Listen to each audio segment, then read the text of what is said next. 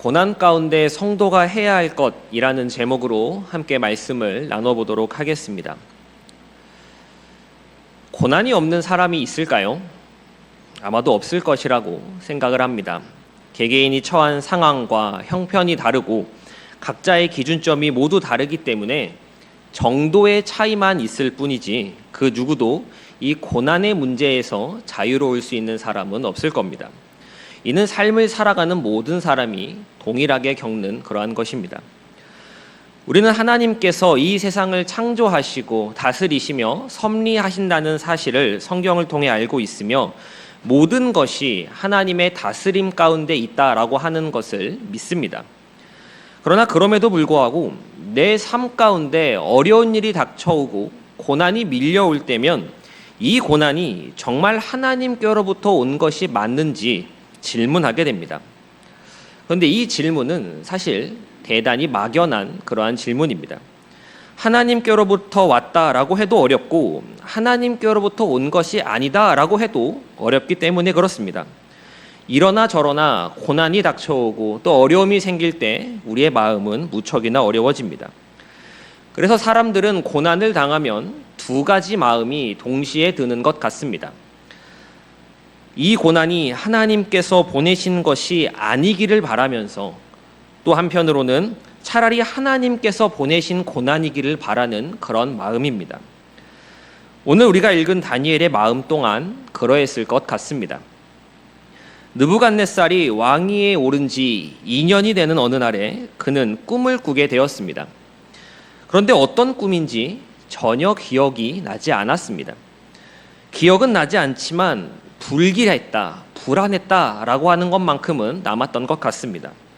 이 불안함이 끝에 다다른 이 왕은 온 나라의 박사와 술객과 점쟁이들을 불러서 이야기합니다. 내가 꿈을 꾸었는데 너무나 불안하고 또 불길하다. 무슨 꿈인지 알아야겠다. 그러자 이 박사와 술객과 점쟁이들이 대답했습니다. 왕이여, 저희가 다 알려드리겠습니다. 어떤 꿈을 꾸셨습니까? 그런데 이들의 이러한 대답에 왕은 도리어 화를 내기 시작했습니다. 내가 꾼 꿈이 생각나지 않으니 내가 무슨 꿈을 꾸었는지 맞추고 그 꿈에 대한 해석도 가져오라 라고 윽박질렀습니다. 그리고는 이들에게 잔인한 말을 하나 덧붙였습니다. 다니엘서 2장 5절의 말씀입니다. 제가 읽어드리도록 하겠습니다. 너희가 만일 꿈과 그 해석을 내게 알게 하지 아니하면 너희 몸을 쪼갤 것이며 너희의 집을 거름더미로 만들 것이요. 세상에 이런 갑질이 어디 있습니까? 꿈을 해석하는 것이야 할 수 있다지만 다른 사람이 꾼 꿈을 어떻게 맞출 수 있겠습니까? 지금 느부갓네살 왕은 이들에게 말도 되지 않는 그러한 요구를 하고 있습니다. 그런데 다시 느부갓네살의 상황을 곰곰이 생각해 보면 이 왕의 마음이 아주 조금은 이해되기도 합니다. 지금 느부갓네살 왕은 자신이 꾼 꿈이 무엇인지는 모르지만 이 꿈이 자신의 권력과 관계 있는 꿈임을 은연중에 느끼고 불안해하고 있습니다. 왕은 운명을 미리 알기 위해 그리고 이 운명을 바꿔서라도 자신의 권력을 지키고 유지하기 위해 박사와 술객, 점쟁이들을 세웠습니다. 그리고 그들에게 교육을 시키고 재산을 주었고 권력도 주었습니다. 그들의 뒷바라지를 해주었습니다. 그들의 학문과 또 그들의 기술을 통해서 재앙과 위험으로부터 자신과 자신의 나라를 지키고 보호하기 위함이었습니다. 그런데 위기감을 느끼고 불안에 떨고 있는 자신에게 아무런 도움도 주지 못한 채 그저 앉아서 꿈을 말해주면 해석해 드리겠습니다 라는 소리만 하고 있으니 이 왕이 지금 화가 나는 것입니다. 표현하자면 힘과 권력을 가진 자가 이 자신의 힘과 권력을 지키기 위해 갖게 되는 불가피한 불안이라고 이야기할 수 있을 것 같습니다. 하지만 왕이 그토록 공들여 키웠던 박사와 술객 또 점쟁이들은 왕의 문제를 해결할 수 있는 능력이 없었습니다. 그들이 할 수 있는 일이라고는 꿈도 말해주지 않으면서 해석을 이야기하는, 꿈을 맞춰보라고 이야기하는 이 왕의 요구가 얼마나 말도 되지 않는 일인지 설명하고 설득하는 것뿐이었습니다. 이 설명과 설득에 느부갓네살이 납득했을까요? 그렇지 않았습니다. 자신의 자리를 지키기 위해 혈안이 된 왕에게 이러한 소리는 들리지 않았습니다. 그런데 아마도 느부갓네살 왕은 지금 자신이 이들에게 말도 되지 않는 요구를 하고 있다는 것을 알고 있었을지도 모릅니다. 그러나 뭐 어떡하겠습니까? 나는 왕입니다. 나는 이 불안과 두려움 때문에 미칠 것만 같은데 다른 이들의 합리적인 사정을 봐줄 필요가 뭐 있겠습니까? 그렇게 느부갓네살은 눈에 보이는 것 없이 권력을 휘둘렀습니다. 끝내 왕은 바벨론의 모든 지혜자들을 죽이라 라고까지 명령하기에 이릅니다. 화가 머리끝까지 난 것이죠. 이제 왕이 보기에 박사와 술객 점쟁이들은 밥만 축내는 쓸모없는 인간들과 다름이 없었기 때문입니다. 최고의 음식으로 대접해주고 최고의 교육을 받을 수 있게 해주며 권력을 손에 쥐어주었는데 내 불안감 하나 없애지 못하는 무능한 자들입니다. 그렇기에 이들은 이제 죽어도 마땅하다라고 왕은 여겼을지도 모르겠습니다. 특혜를 받았으면 받은 만큼 내놓는 것도 있어야 하지 않겠습니까? 바벨론에 있는 모든 지혜자들을 죽이라라는 이 명령에 다니엘과 그의 세 친구들에게도 위험이 닥쳐오게 되었습니다. 거의 대부분의 재앙이 그러하듯 준비할 새도 없이 갑작스럽게 그들 가운데 임했습니다. 자고 일어났더니 그냥 평상시와 똑같이 생활하고 있었는데 내가 3년 동안 공부했다라는 이유 그 하나로 죽어야 한다라는 것입니다. 과거에 성과를 내었고 왕과 친분을 가졌었던 노련한 지혜자들도 살아남기 어려운 이 상황 속에서 다니엘은 이 느부갓네살의 칼을 어떻게 피할 수 있겠습니까? 이 상황을 보고 있으면 참 인생사 세용지마라고 하는 것이 다시금 생각이 납니다. 나라가 망했는데 자신의 나라를 멸망시킨 그 나라에 특별히 선택되어서 호화스러운 대접과 교육을 받으며 살게 되었습니다. 그런데 이제 이것 때문에 그렇게 끌려와서 좋은 교육을 받았다라는 그 이유 때문에 이제 죽음을 맞아야 한다라고 하는 것입니다. 이러한 위기 속에서 다니엘은 군대 장관 아리옥과 만나게 됩니다. 그리고 사건이 벌어지게 된 일의 경위를 듣게 됩니다. 이야기를 듣고 난 다니엘은 자신을 왕에게 데려다주면 왕의 꿈을 말해주고 꿈의 해석 또한 이야기해주겠다라고 이야기를 합니다. 다니엘의 대답을 들은 이 군대 장관 아리옥은 왕 앞으로 다니엘을 데려갑니다. 느부갓네살 왕 앞에 선 다니엘은 아리옥에게 했던 말과 같이 왕의 꿈을 해석해 주겠다고, 조금의 시간만 주면 왕의 꿈을 알게 해주겠다라고 이야기를 합니다. 이 상황에서 느부갓네살 왕이 보기에는 어땠을 것 같으십니까? 온 나라에 네로라 하는 박사와 술객 점쟁이들도 못하겠다고, 지금 왕은 무모한 일을 요구하고 있다라고 했었는데 이와 달리 다니엘은 할 수 있다라고 이야기를 하는 그러한 상황입니다. 이 당시 다니엘의 나이를 성경학자들은 약 20살 정도로 추정을 합니다. 이 상황에서는 사실 누가 봐도 시간 끌기입니다. 그러나 느부갓네살 왕은 다니엘의 이 허무맹랑한 요구를 받아들입니다. 물론 크게 본다면, 성경의 뒷이야기를 알고 있는 우리가 본다면 하나님의 계획 가운데 있는 일하심 가운데 하나였지만, 느부갓네살 왕이 다니엘의 요구를 받아들인 이유는 다니엘서 1장 말미에 잘 드러나 있습니다. 다니엘서 1장 19절과 20절 말씀을 우리 함께 읽어보도록 하겠습니다. 시작. 그들과 말하여 보매 무리 중에 다니엘과 하나냐와 미사엘과 아사랴와 같은 자가 없으므로 그들을 왕 앞에 서게 하고 왕이 그들에게 모든 일을 묻는 중에 그 지혜와 총명이 술객보다 10배나 나은 줄을 아니라. 아멘. 다니엘은 과거 이러한 전적을 가지고 있었기에 느부갓네살 왕은 시간을 조금 더 달라라는 이 다니엘의 요구를 받아들입니다. 이미 바벨론의 지혜자들에게 화가 날 만큼 났고 불안과 두려움에 시달렸지만 조금 더 그 시간을 연장해 준 것입니다. 이렇게 시간을 번 다니엘은 자신의 세 친구 하나냐와 미사엘과 아사랴를 찾아갑니다. 그리고 이렇게 이야기합니다. 다니엘 2장 18절 말씀입니다. 하늘에 계신 하나님이 이 은밀한 일에 대하여 불쌍히 여기사 다니엘과 친구들이 바벨론의 다른 지혜자들과 함께 죽임을 당하지 않게 하시기를 그들로 하여금 구하게 하니라 라고 기록하고 있습니다. 이 말씀을 볼 때 놀랍지 않으십니까? 저는 놀라웠습니다. 방금 읽은 2장 18절이 이야기하는 것이 무엇입니까? 다니엘은 느부갓네살 왕이 꾼 꿈을 모르고 있다라고 하는 것입니다. 그런데 앞에서 다니엘은 군대 장관 아리옥과 느부갓네살 왕 앞에서 무엇이라고 이야기를 했습니까? 왕 앞에 데려가 주면 조금만 시간을 주시면 이 꿈을 알게 해드리겠고 꿈의 해석 또한 말씀드리겠다라고 말하지 않았습니까? 그런데 다니엘은 2장 18절의 말씀을 볼 때 이 꿈을 몰랐습니다. 그럼 다니엘은 왜 그렇게 앞서서 이야기를 했던 것일까요? 배짱이라고밖에 할 수 없을 것 같습니다.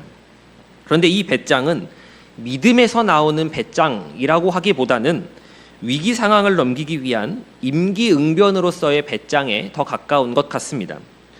다니엘은 왕이 꾼 꿈을 정말로 몰랐기 때문입니다.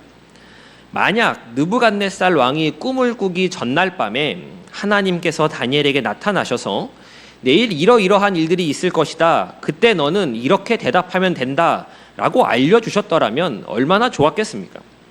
그랬다면 군대 장관 아리옥이 돌아다닐 때에 또 느부갓네살 왕 앞에 다니엘이 서게 되었을 때에 훨씬 더 여유롭고 담대하게 말할 수 있지 않았겠습니까?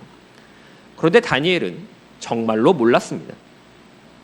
때문에 느부갓네살 왕 앞에 섰을 때 이 왕의 서슬퍼런 위협과 분노 속에서 그저 어찌할 줄을 몰라 하며 시간을 벌기 위해 떨리는 마음을 잡았을 것입니다. 앞에서는 배짱을 부리며 시간을 조금만 주시면 이 꿈을 다 말씀드리겠습니다 라고 말했지만 그의 속마음은 까맣게 타들어갔을 것입니다. 다니엘이 누구입니까? 죽기를 각오하고 왕의 음식과 포도주를 거절한 사람이지 않습니까? 이미 바벨론에 끌려오면서부터 죽음을 각오했었고 죽고 사는 문제는 하나님 손에 맡겼던 그러한 다니엘이었지만 이런 식으로 전개가 이루어질 것이다. 이러한 식으로 내 목숨이 위협을 받게 될 것이다 라는 것은 생각도 하지 못했을 것입니다. 다니엘이 자신의 세 친구를 찾아가서 하나님께서 우리를 제발 좀 불쌍히 여겨주셔서 이 어려움 속에서 꺼내어 달라고 살기 위해서 우리 좀 기도하자고 말할 때 다니엘의 마음은 어땠을까요? 다니엘도 우리와 같은 사람이었습니다. 더군다나 그 당시에 다니엘은 우리가 생각하는 그러한 높은 다니엘이 아니라 이제 갓 20살이 된 그 언저리에 있는 청년 다니엘이었습니다. 그 역시 불안과 공포로 마음이 어지러웠을 것입니다. 아무것도 알 수 없고 아무것도 보이지 않는 캄캄한 어둠 속을 걷고 있는 것만 같은 그러한 상황이었습니다. 하나님의 계획이 대체 무엇인지 모르겠고 느부갓네살 왕이 꾼 꿈도 모르겠으며 앞으로 우리의 미래는 어떻게 될지 여기서 살아날 수 있을 것인지 전혀 몰랐지만 그럼에도 다니엘은 분명한 한 가지를 알고 있었습니다. 그가 분명히 아는 그것은 이 어려움이 느부갓네살에서부터 온 것이 아니라 하나님께로부터 비롯되었다라고 하는 것이었습니다. 물론 이 사실을 안다고 해서 가지고 있던 불안과 두려움이 사라지는 것은 아니었지만 다니엘은 이를 알므로써 이 불안과 두려움 속에서 절망하고 낙심하는 것이 아니라 하나님의 도우심을 바라고 기도하며 기다릴 수 있게 되었습니다. 서울제일교회 성도님들께서는 어떠십니까? 내가 겪는 고난과 나에게 닥친 어려움들이 하나님께로부터 왔다라고 말하면 어떠시겠습니까? 소중하고 사랑했던 가족을 먼저 데려가신 분이 하나님이시고 사업이 어려워지고 직장에서 권고사직을 받게 하신 분이 하나님이시며 질병으로 또 재정으로 나를 아프게 하시고 힘들게 하신 분이 하나님이십니다 라고 말을 하면 위로가 되시겠습니까? 우리가 지난 주일 오후에 최강민 선교사님을 모시지 않았습니까? 그토록 열심히 머나먼 이국 땅에서 신실하게 사역을 감당하셨었는데 지금에 와서 손에 쥔 것은 장애인 등록카드 한 장이라는 이야기를 들었을 때 우리의 마음이 얼마나 안타까웠습니까?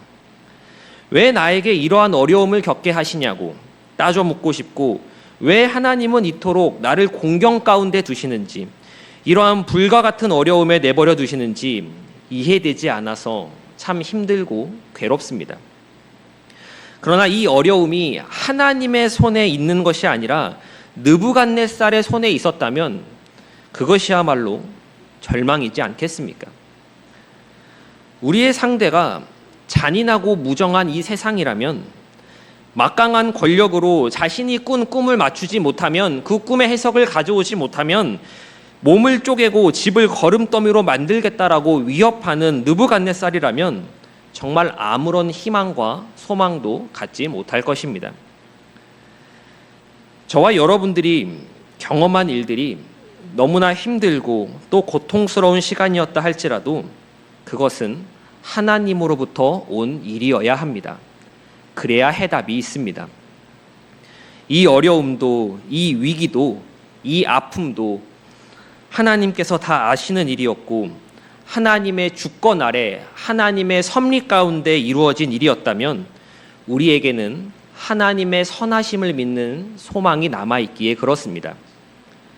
하나님께서 우리를 그러한 어려움 가운데 내버려 두셨다, 버려주셨다라는 것이 아닙니다. 이 고난 가운데, 내게 닥친 어려움 가운데 하나님의 계획과 하나님의 뜻이 있다라는 이야기입니다. 예수님께서 로마 군인에게 붙잡히시고 채찍에 맞아 온몸이 피투성이가 된 채 가시관을 쓰고 십자가에 달리셨을 그때에 사람들은 이렇게 말했습니다. 하나님이 저를 구원하시는가 보자.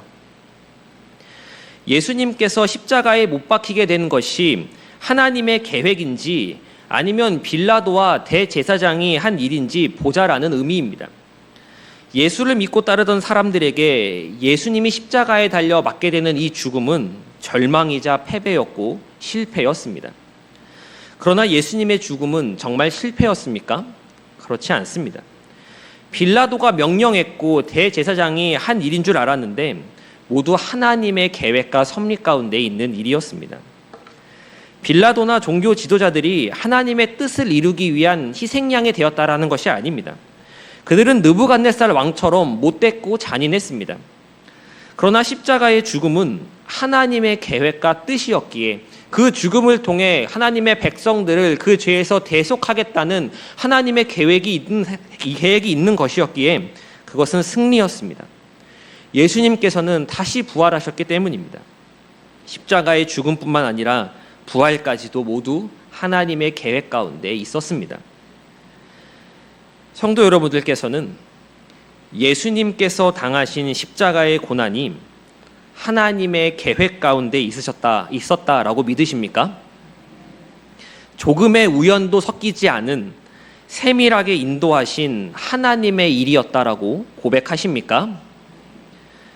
만일 그렇게 믿으신다면 과거에 경험했으며 지금 경험하고 있는 어려움 역시 하나님의 계획과 하나님의 섭리 가운데 있음을 믿으셔야 합니다. 내가 겪어왔고 또 지금 겪고 있는 이 어려움들이, 이 고난과 시련들이 하나님께서 주신 것이라고 하는 말이 달갑지 않게 들릴 수 있습니다. 오히려 마음에 상처가 될 수도 있을 겁니다. 그러나 저는 그것이 하나님께서 주신 것이 아니라고 할 때 오히려 그것이 더 절망적일 것만 같습니다. 오늘 본문을 보면 다니엘은 마른 하늘의 날벼락과 같은 이 사건이 느부갓네살 왕에게서 온 것이 아니라 하나님께로부터 비롯된 것임을 믿었습니다.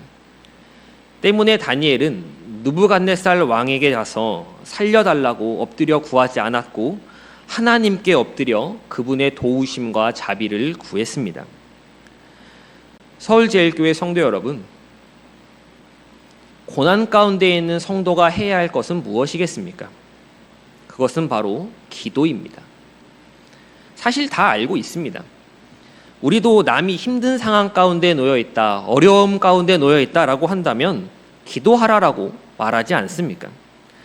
그러나 정작 내 삶 가운데 고난이 밀어닥치고 어려움들이 몰려올 때면 참 하기 어려운 것 또한 기도입니다.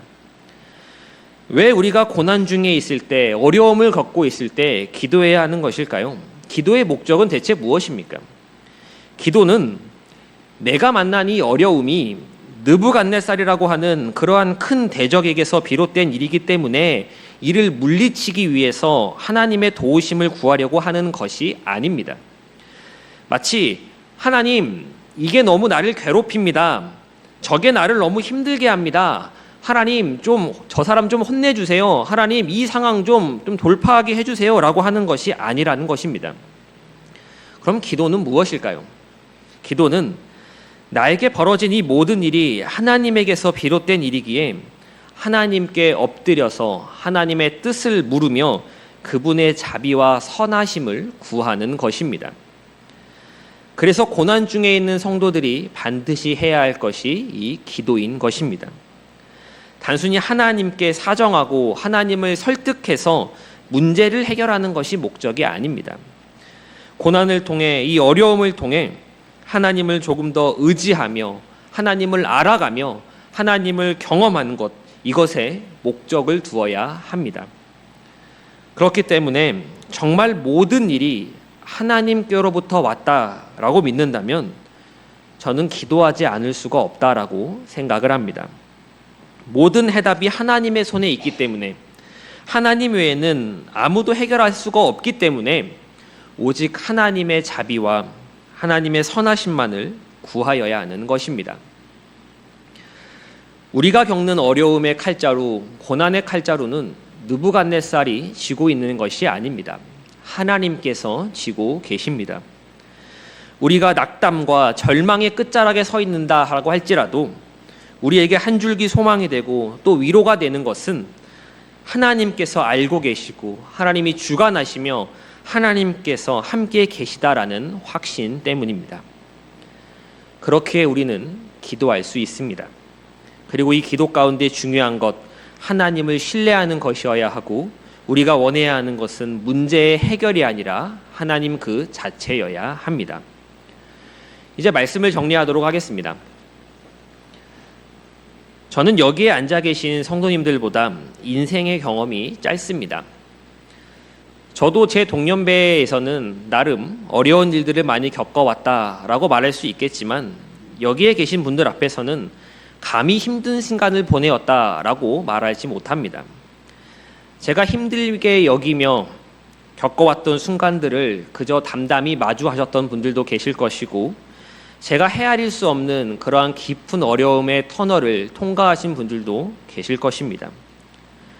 저는 성도님들께서 겪으신 아픔과 또 이 그러한 고난들을 알지 못하지만 그럼에도 감히 말씀드릴 수 있는 것은 하나님께서 저와 여러분들 가운데 함께 하신다라고 하는 사실입니다. 우리는 그 사실을 믿습니다. 그렇기 때문에 저는 여러분들께 이렇게 말씀드릴 수 있습니다. 괜찮습니다. 잘 될 겁니다. 이는 세상이 이야기하는 밑도 끝도 없는 낙관주의도 아니고 그냥 인사치레로 하는 빈말도 아닙니다. 지금 비록 힘들고 어렵지만 하나님이 함께 하시기에, 하나님이 주관하시기에 잘 될 거라고, 괜찮을 거라고 이야기할 수 있는 것입니다. 그리고 함께 기도의 자리로 나아갔으면 좋겠습니다. 막막한 고난 가운데 아무것도 할 수 없어서, 아무것도 할 수 없는 것이 아니라 기도할 수 있다라는 것이 얼마나 큰 은혜인지 모릅니다. 고난을 겪고 있는 사람에게 기도하자, 기도해야 합니다라는 이야기를 한다면, 그 이야기를 듣는 게 나라면 고작 기도밖에 할 수 있는 것이 없냐며 그렇게 따져 물을 수 있겠지만 고작 기도가 아니라 기도라도 할 수 있는 것, 내 이야기를 들어줄 상대가 있고 내 마음을 토로할 수 있다는 것은 무척이나 감사한 부분입니다.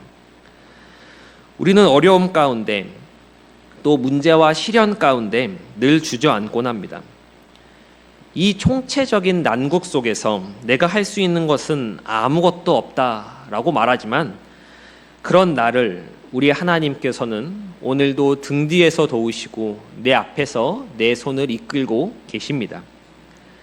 그 은혜가 우리를 붙들고 있기에 고난 가운데 하나님을 찬송할 수 있는 것이고 어려움 가운데 기도할 수 있는 것입니다. 가는 길이 온통 어둡게만 보여도 실수하지 않으시는 하나님, 신실하신 하나님이 여전히 우리와 함께 하고 계십니다. 이 다함없는 은혜와 사랑을 매일의 삶 가운데서 경험하시며 힘든 삶의 고비를 만날 때마다, 어려움들이 밀려올 때마다 기도로 나아가시는 저와 여러분들 되시기를 간절히 소망합니다.